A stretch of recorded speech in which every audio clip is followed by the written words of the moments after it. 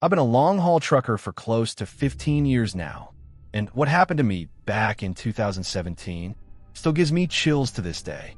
I was doing an overnight haul through the Mojave Desert in California, heading east toward a delivery stop in Arizona. I think I was transporting appliances or maybe hardware. Honestly, I don't remember the load clearly because of what happened that night. The desert was pitch black in every direction, and my semi's headlights? Dim as hell. I've been meaning to fix them for weeks, but you know how it is. One job turns into another. The money keeps moving but never lands. Normally, that kind of thing doesn't bother me, but out there, with no street lights, no towns nearby, no other vehicles for miles, it was just me and the highway and the occasional gust of hot air. I was debating whether to pull over and wait for sunrise, but I didn't want to lose the hours. Back then, I needed every penny I could get, so I pushed on, squinting into the darkness and trying to stay alert. It was maybe an hour before sunrise. That's when I saw it. Something up ahead, fast approaching, like a shimmer or shadow in the middle of the road. Worried it was an animal or debris, I hit the brakes hard. My whole truck screeched and groaned as it slowed down. And when I came to a stop, right in front of me was a red Ford Fusion, parked directly on the double yellow line, with its hazard lights flashing and the passenger door wide open. We're talking dead center of the road. And the weirdest part? There was no one inside. At first, I thought someone might need help, a stranded driver or someone who broke down. I'm not the kind of guy to leave a person in trouble, especially in the middle of the desert like that. So I eased my rig over to the shoulder, turned off the engine, and stepped out. The night was strangely still. No wind, no animal noises, just a faint click, click, click of the hazard lights echoing in the desert air. As I got closer to the car, I felt something, not fear exactly, but unease, like I wasn't supposed to be there. The car looked new, still had that fresh gloss on the paint, and no visible damage. But when I looked inside, nothing. No driver, no one in the back seat, no bags, not even a phone charger dangling from the dash. It was like someone had just vanished into thin air. That when my gut started screaming at me. This wasn't right, but against my better judgment, I kept looking. The keys were still in the ignition. Engine was off, but everything else seemed untouched. Then I moved to the trunk. It wouldn't open at first. Locked. So I grabbed the key from the ignition, walked around to the back again, and tried unlocking it. Still stuck. That's when I noticed the rope, threaded through the rear seat, tying the trunk shut from the inside. I opened the back door and peered in, and that's when I saw them. 3 black garbage bags, all tightly sealed and crammed together in the trunk space. Next to them was more rope, thick, coarse, the kind you'd use on a boat or to tie someone down. I was maybe 5 inches away from reaching in when, bang, a gunshot cracked through the night like a firework going off in my ear. My head slammed into the frame of the car in shock. I didn't even think. I just bolted, dropped the key somewhere on the seat, flung the door open, and sprinted back toward my rig. Behind me, I heard a voice, gruff, slurred, and angry, yelling, "Hey, hey, you," closer and closer with every word. I threw myself into the driver's seat, heart pounding, hands shaking, and turned the key. At first, nothing. The engine sputtered, stalled. I cursed and tried again. Finally, the beast roared to life, and I threw it into gear just as I saw him. A short, stocky man standing by the car. Red hair, overalls, shin-high boots caked in dirt. He was holding a small shovel in one hand, and in the other, an old, rusted hunting rifle. Our eyes locked. His face wasn't angry or wild like I expected. He looked almost worried. Then he dropped the shovel and started waving both hands, yelling, "Wait, wait." But I wasn't about to wait. Not there. Not for him. I gunned it, shifting into the next gear and speeding down that dark stretch of desert highway like my life depended on it. I checked my mirrors. He ran after me for a second, then bolted back to the red car. I thought I was in the clear until I saw headlights in my rear view.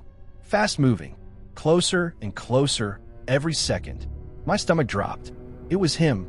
I fumbled for my phone and called 911, trying to explain everything as calmly as I could. Behind me, the other car was practically on my bumper, blaring the horn, swerving, trying to get in front of me. Finally, after 10 or 15 of the longest minutes of my life, I saw them, flashing red and blue lights ahead. A patrol car. Just in time, the car behind me swerved hard, cut off the road, and vanished into the desert like a ghost. I pulled over and waited, still shaking. When the officer approached, I told him everything, from the abandoned car to the gunshot to the chase. But the cop just nodded and took my statement. Said backup would do a sweep later. No pursuit, no urgency. I begged him to go after the guy, but he shrugged it off like it was just another incident report. They never called me with an update, never told me what they found, if they found anything at all. To this day, none of my buddies have a story that even comes close to that one. And every time I tell it, people ask the same question. What do you think was in those bags? I don't know. Some think it was bodies, cut up into pieces. Some think it was evidence of something worse. I try to tell myself it was just roadkill, or maybe snakes, or something else that made sense. But deep down, I know it wasn't anything that should have been in a locked trunk in the middle of the desert. And ever since that night, I don't take overnight runs through the Mojave anymore. I'm sure you've seen some of those modern clips online. Truckers recording their daily routines, giving tips, telling stories. Maybe you haven't, but for people like me, younger drivers trying to make a living in the industry, it's impossible not to see them all over TikTok and YouTube shorts. I won't get into my full background, but I dropped out of a pretty solid university for personal reasons. People always tell me I could have been more than a trucker. But to be honest, it's not a bad gig. I've been doing long hauls for a little over 2 years now, and I've gotten used to the rhythm of the road. The only part that really gets to me, is the isolation. There's a kind of quiet out there that no one warns you about. A silence that lets things in, memories, thoughts, your own fears. If there's anything eating away at you, it will find you out there. Anyway, this story happened maybe 3 months after I started with my first company. I was still brand new to the lifestyle, green as they come. I had just finished an 8-hour haul, and I was on my second trip, southern New Jersey to Lafayette, Indiana. It was a solid 12-hour drive, and I decided to do it overnight. You might think that sounds reckless, but when you're new and trying to prove yourself, you take those risks. Plus, it meant I'd hit Lafayette just before 3 a.m., way ahead of schedule. Things are going smooth at first. No other cars on the road, nice, open highway. I was making good time. About halfway through the drive, I reached down to grab a Red Bull from the center console. And that's when I realized I'd forgotten to restock the cooler after my last trip. It was empty, not even a warm soda in sight. I slapped the dash a few times and groaned in frustration. I hate stopping. I don't know why, but anytime I pull over, even for a few seconds, I get way more tired. It's like motion keeps my mind sharp, and the second I sit still, the drowsiness hits. Still, I knew I had no choice. Either fall asleep at the wheel or stop somewhere for caffeine. I picked the first service stop I could find and pulled off the highway. I had no clue where I was, somewhere in Ohio, maybe, but the place I rolled up to, it wasn't a service stop. Not really. It looked more like an abandoned gas station, or maybe an old convenience store someone had tried to reopen. One dusty neon sign buzzed quietly in the corner window, but it didn't look promising.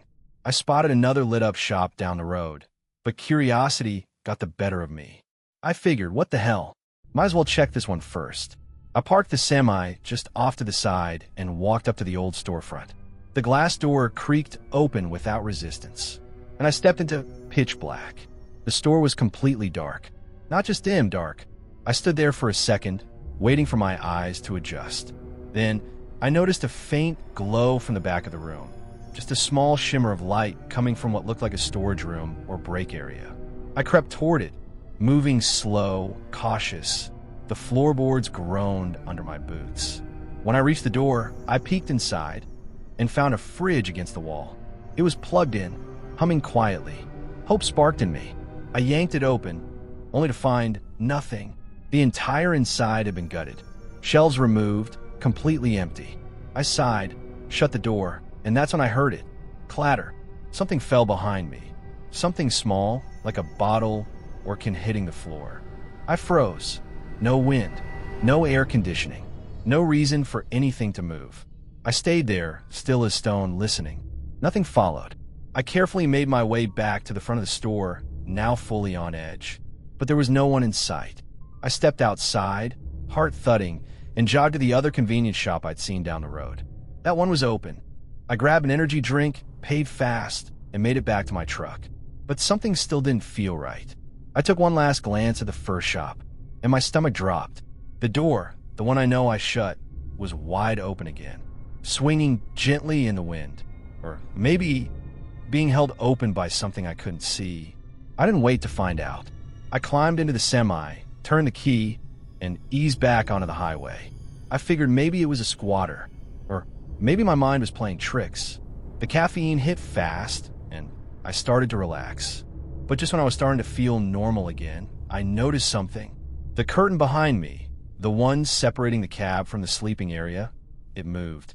Not a breeze, not a flutter. It billowed, like someone was hiding back there. Sweat broke out on my forehead. My hands started shaking. I didn't have a weapon, nothing, just my phone and the road. I discreetly typed in directions to the nearest police station and followed them, driving with my eyes flicking constantly to the rearview mirror. 20 minutes, the longest 20 minutes of my life. I imagined a hand reaching forward, or someone lunging over the seat, but nothing happened. Finally, I reached the station. I pulled up as close as I could and jumped out, sprinting toward the front entrance. Police officers surrounded the truck almost immediately.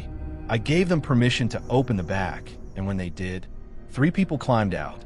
2 men, 1 woman, all homeless looking, covered in dirty blankets, wearing rags. One of the men had 2 switchblades on him. They refused to talk, refused to answer any questions. They just stared, cold eyes, unblinking. I never found out what they wanted. I don't think I want to know. But to this day, I never, ever leave my cab unlocked at stop. And I never ignore that feeling in my gut when something feels off. My name is Eli. I've been a trucker for close to 15 years now. Worked for more companies than I can count. And over the years, the job's become pretty routine. Pick up the cargo, verify the details, haul it across the country. You get used to the rhythm. You get used to the loneliness too, or at least you pretend you do. 4 years ago, I was running routes for a warehouse based out of Fargo, North Dakota. If you've never been out that way, it's flat. So flat it messes with your sense of distance. That can make things easier for truckers, but it also makes long hauls feel endless. It was a Tuesday in May, chilly morning. Skies looked like they'd stay dark forever. Tuesdays always meant more work, more deliveries, and I was trying to finish my load in one non-stop haul into Montana. No breaks, no rest stops, no sleep, just me and the road. I left the warehouse around 2 p.m., figuring I'd roll into Montana around dawn. I knew I was cutting it close, but I'd done this dance before. Around midnight, I was starting to fade. My eyelids felt like they had anchors attached to them. I've been fighting off sleep with everything I had. That's when I remembered a trick an old buddy, Tristan, taught me. Smelling salts. Just one whiff of those things, and you're alert enough to wrestle a bear. Dangerous if you overdo it, but at that point, I didn't care. I took a deep breath of it and nearly shot my head through the ceiling of the cab. It worked for a while. About 30 minutes later, I felt my rig drift slightly and heard the tires scrape the shoulder. That jolted me back hard, but now I was worried. I was really starting to feel the exhaustion creep in. There weren't any safe places to pull over, just endless stretches of dark woods on either side of the road. I slowed down, hoping I'd spot a rest area or wide enough patch of gravel to stop and take a breather. That's when I saw it. A dress, just lying in the middle of the road. A long, purple dress, spread out like someone had just slipped right out of it. I blinked once, twice, 6 times, hoping I was hallucinating from lack of sleep. But it was real. It didn't move. Just sat there in the center of the highway, like it was waiting for something. I drove slowly past it, squinting, trying to make sense of it. About 200 yards later, I saw a pair of shoes, perfectly placed, just like the dress. That's when I started to get that feeling. You know the one, where your gut's screaming at you that something is wrong. Deeply, horribly wrong. I gripped the wheel tighter, muttered a prayer under my breath, and clutched the old wooden cross my dad, David, gave me before he passed. I kept driving, heart pounding. Then more clothing, random articles, a child's t-shirt, a baby's onesie, a pair of tiny sneakers. I slammed the brakes. There was no traffic for miles, just me and that pile of tiny, weathered clothing sitting in the middle of nowhere. Something deep in my chest told me not to get out, but I did anyway. I stepped into the cold, damp night air. It hit me like a bucket of ice water, snapping some energy back into my bones. I approached the clothes slowly, cautiously. It was kids' clothing, a mix of girl and boy items, torn, dirty, but neatly placed. It didn't look like it had been dropped. It looked arranged. I scanned the tree line. My head swiveled like a hawk. Nothing. Not a sound. But just as I turned back toward the truck, I heard it. Crunch. A footstep. From the woods, left side. I froze, stared deep into the trees. 30 seconds passed. Then another crunch. This time, from the right side. I didn't wait around. I sprinted back to the cab and yanked open the door. But just as I was about to climb in, I heard something I'll never forget. A child scream. It echoed through the trees. Raw, sharp, and high-pitched. I froze, halfway in and halfway out of the truck, my heart hammering against my ribs like it wanted to escape. I didn't know what to do. I wasn't armed. I couldn't just abandon a kid either. If it was a kid, then it came again. Another scream, identical in pitch and tone, like someone hit play on the same audio file. Without thinking, I fired up the engine and pointed my headlights toward the woods where the sound came from. What I saw next still haunts me. About 30 yards in, just visible in the high beams, were 3 or 4 people crouched behind trees. One of them, holding a massive speaker. They ducked the moment my lights hit them, but not before I saw what they were doing. They were playing those screams, trying to lure me into the woods. I just sat there, frozen, staring, unable to move, unable to speak. I grabbed my phone and started to dial 911. Then, a loud thump hit the side of my trailer. Something was thrown at the rig. I turned back to the road, threw the truck into gear, and floored it. As I peeled away, I caught a glimpse of someone running on the opposite side of the highway. They shouted something unintelligible before hurling another object that cracked the passenger window. I didn't stop. I didn't look back. I drove the last hour in complete silence. No music, no calls, just the hum of the engine, and my brain screaming questions with no answers. I reached my drop-off, handed over the paperwork, and collapsed into sleeper. Slept for 10 hours straight. When I woke up, I called the police, told them everything. They said they'd look into it, said they'd send officers to check those woods. They never called me back. To this day, I don't know what those people wanted or what might have happened if I'd gone into those trees. But I know this, those screams weren't real, and someone, maybe a group of people, had set up that entire scene for someone just like me in all my years of driving trucks. Nothing has ever come close to how horrifying that night was, and I hope, for your sake, it never does.